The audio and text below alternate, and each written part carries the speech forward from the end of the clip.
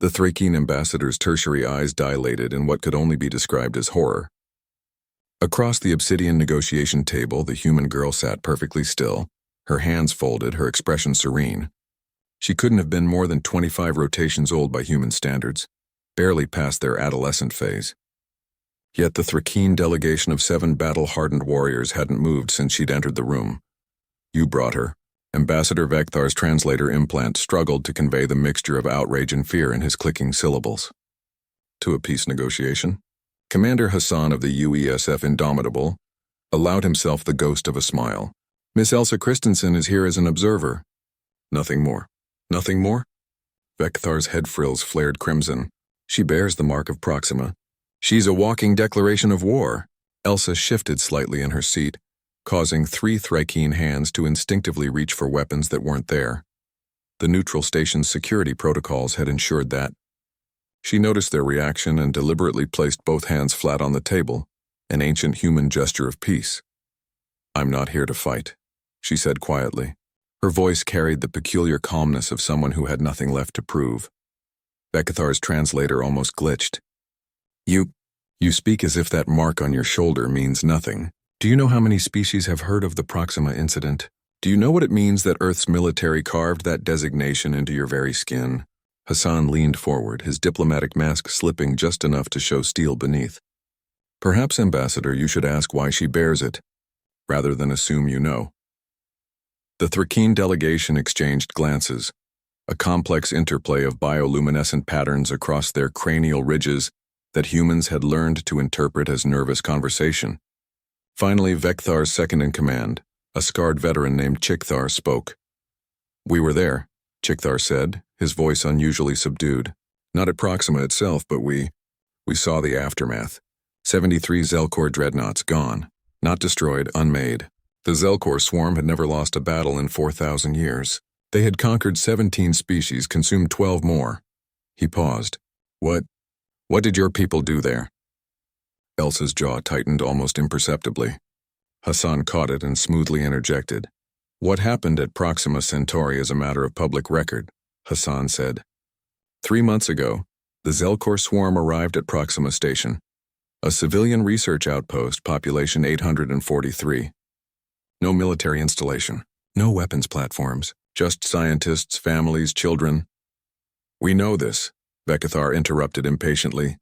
"Then you know," Hassan continued, his voice hardening, "that the swarm gave no warning, no demands. They simply began their harvest. Within the first hour, 612 humans were dead."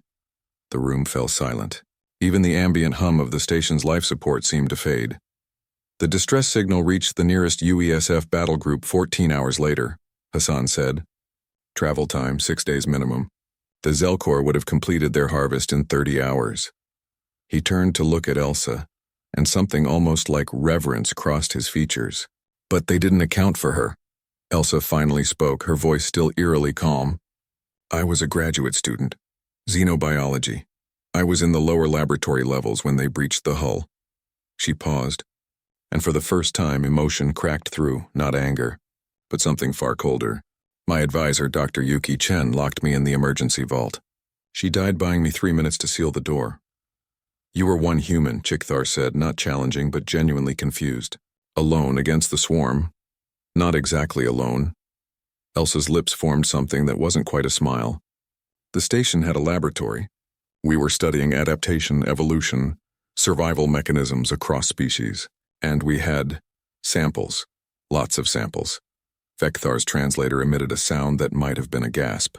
"You used biological weapons?" "No," Elsa said flatly. "I used biology. There's a difference. The Zelkor are a hive mind, yes, but they're still biological. They still follow evolutionary principles. They still have biochemistry." She leaned forward slightly.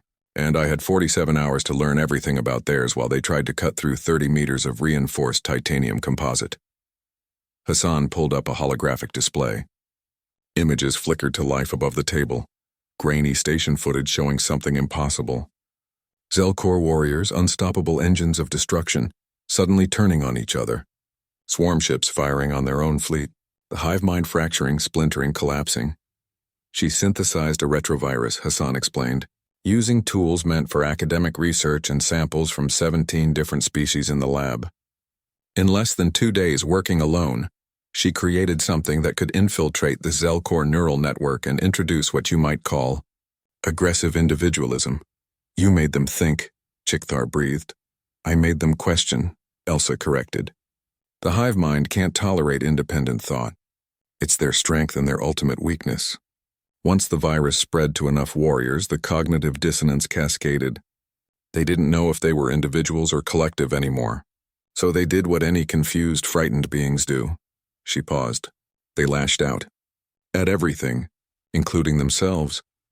The silence stretched for long moments. The mark of Proxima, Vekthar finally said, his voice barely above a whisper. It's not a military designation. It's a warning. It's a reminder, Hassan corrected gently.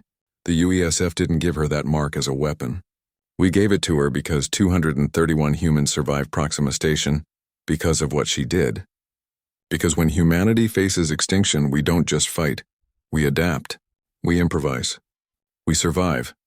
Elsa touched the mark on her shoulder, a complex geometric pattern that looked organic and technological at once, visible through her formal tunic. They offered me commissions, medals, titles. I refused them all. But I accepted this because Dr. Chen and the others deserved to be remembered, not as victims but as the reason I fought. She met Vekthar's eyes, all three of them. So yes, Ambassador. I'm not on any military roster. I'm a xenobiologist who wants to go back to her research. But if you're here to threaten humanity, to test our resolve, to see if we'll bend... The temperature in the room seemed to drop. Remember that I wasn't a soldier. I wasn't trained for combat. I was a student. And if one human student could unmake the Zelcore swarm with laboratory equipment, imagine what 70 billion humans could do if you gave us a reason. Vekthar's frills had paled to almost white. You're offering peace. We're always offering peace, Hassan said. But we want you to understand what you're getting if you choose war instead. Not threats, just facts. The Thrakeen delegation huddled together, their bioluminescent communication flashing rapidly. Finally, Vekathar straightened. The Thrakeen Collective accepts the proposed treaty terms, he said formally, without modifications.